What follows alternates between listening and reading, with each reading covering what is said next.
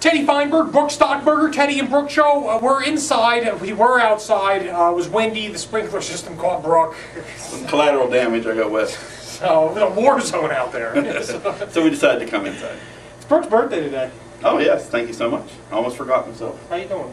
Doing all right. Doing all right. Good. I'm glad to hear it. It's important to do well on your birthday. Aggie, step it up. Everyone's got to step it up today. Aggie baseball. They're opening the WAC tournament on Thursday. They are the #1 seed. Brook, your thoughts, your analysis, your perspective, please. Yes, first time regular season WAC champs. They won a Sun Belt tournament about a decade ago, so made it to the early rounds of the College World Series. #1 seed, they get through this tournament. They're going back there in the postseason. They have momentum. They stumbled a little bit. Now they've won 4 or 5. Have a sweep coming in. I think that's very important. Had they continued winning, it would just be, it is what it is. They would have momentum. But I think, in some weird way, it might help them to have a little bit of a stumble right before the postseason and then pick it back up. Clearly at a lull, the at-large berth is far from a guarantee at this point in my mind, although they're still ranked number 27 in the RPI. Usually a top 30 RPI ranking is as good as gold. As Brook alluded to, they swept San Jose State to close the year, which was big. A couple teams that could give them trouble. Hawaii took care of them, swept them on the island. Very hard road trip. You go to Hawaii for a 3-game baseball series, and if I was a student athlete, I'd play Hawaii. That's right.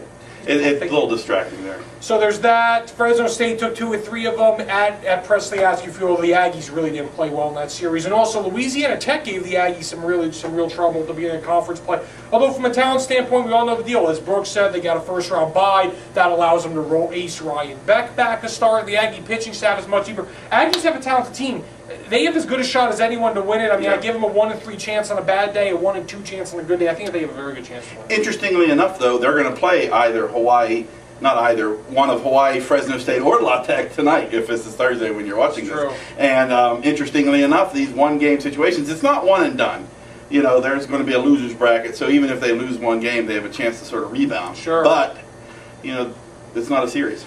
Double elimination tournament, for those who are wondering, and I think the Aggies have to play loose. Sometimes they can play a little tight. They got to play loose, play their game, and I give them a good shot. We have some mail. We do have a mail. It's been a while. We encourage people to submit mail. Maybe a Facebook question, an email. Ask us a question. Step up. We ask these things. We never get them. Victor Diaz III steps up this week. He asks about former Mayfield grad and current Aggie place kicker Brock Baca. Is he going to get a shot this year? First of all, Brock Baca. I know you don't know a ton about the player. What do you think of the name? Love the name. It's a great football name, and from what I understand, he likes to bang heads too, not just your ordinary average kicker. So he gets fired up just to be on scout team linebacker. It's pretty classic. But is he going to contribute? I have an answer for you. I believe the answer is yes. From my understanding, Tyler Stampler, who was very good 2 years ago and really wasn't very good last year, actually injured his knee. They needed a bounce back year from Tyler, but it looks like he's injured now, and it looks like Brock is going to be the place kicker. We'll see how he does. Yeah, it's just that tendency to bang heads. He's got to be a little careful, though. He will. Kicker's got to be careful running down on that suicide squad on kickoffs. It's nice to have another guy who can tackle, but you don't want to be down another leg. Yeah, he was a gritty kid for the Trojans, but no, like I said, he will get a shot this year. We'll see how he does. My gut tells me he'll do well. I like Brock. Folks, thanks for checking us out. As always, Facebook, Twitter, lcsun-news.com, all day, every day for up-to-date news and analysis. Have a good day. Special show next week. Tune in. Yeah, it's the last one of the year. Get there.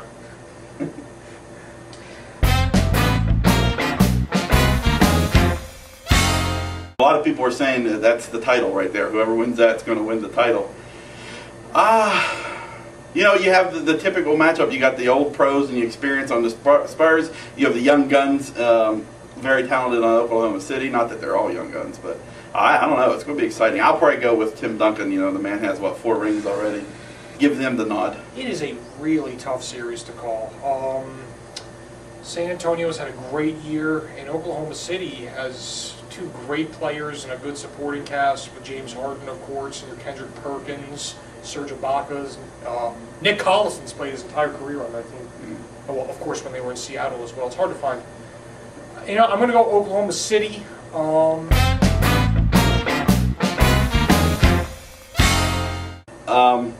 the NHL, it's not uncommon for lower seeds to advance. It happens all the time. But what they've done, the LA Kings, I mean, they're 8-0 on the road, on away ice. This team is very for real. They're going to play either the Rangers or the Devils.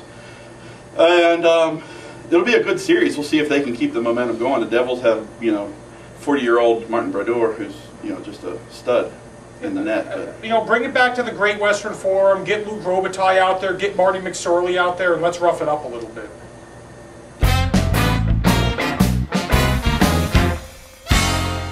I'll defer to Teddy, our resident expert on fantasy baseball. Oh, well, I wouldn't necessarily call myself an expert. I'm 10 games under 500 and my team's in the toilet.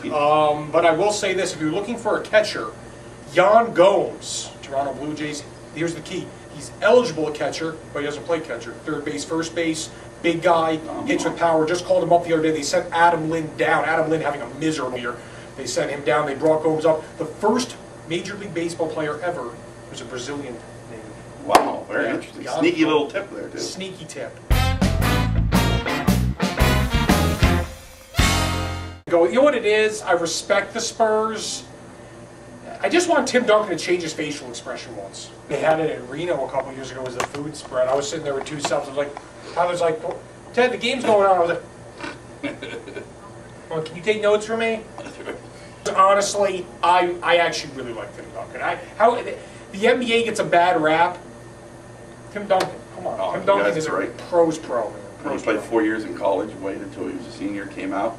And he stayed with a smaller market team. He could have jumped ship. Absolutely, absolutely. He brings it every single night. I mean, he's an all-time great player. If I did have the Stanley Cup, I'd eat a bowl of Cheerios out of the top of it. Mm. I think salsa, though. If it's going to be Cruces, maybe it needs That's a good call. That's a good call. And then salsa and chips. Maybe Andalays or... Yeah. Habaneros. Habaneros. No hesitation. I want to take it somewhere where I could fill up with Diet Coke and take a big swig out of it. You can do that. I know it's supposed to be beer, but, I'm trying to watch myself. Someone asked me, is Paul Pierce? Paul Pierce is a surefire Hall of Famer. I'm not so sure about that, but Tim Duncan is, no doubt about it. It's not even close. Not even close. Thanks for everyone for watching us. I know we have a consistent. We don't have. I mean, this isn't part of the interruption. There's not millions of people tuning in. We have our loyal followers, and we just appreciate it from the heart. We wish we could gain some more, but really, just from the heart. And the people that watch us every week, thanks. We have a lot of fun. I mean, as far as we're concerned, this is an ESPN production. So if you getting hit by sprinklers is fun.